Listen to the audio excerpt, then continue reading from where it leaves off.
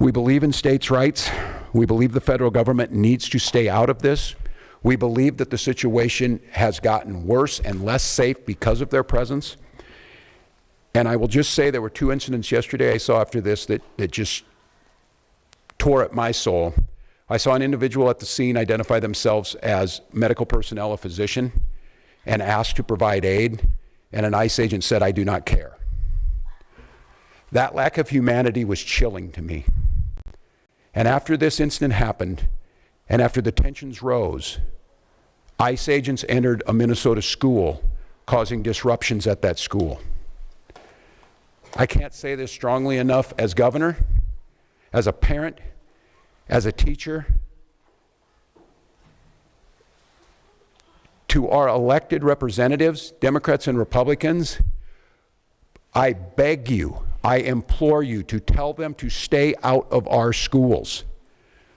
This tragedy will be magnified 100-fold if this fight moves into the hallways of our public schools amongst our youth.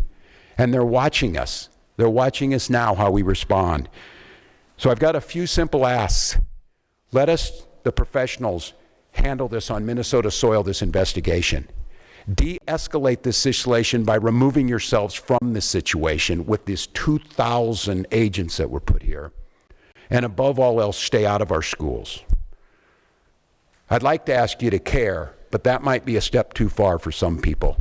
But I know Minnesotans care. So we'll protest peacefully. We will win in courts. We will certainly win in the defense of our democracy, because the American people see what's happening here. But the way that we don't win and the way that we lose, if this turns towards violence and allows them to escalate.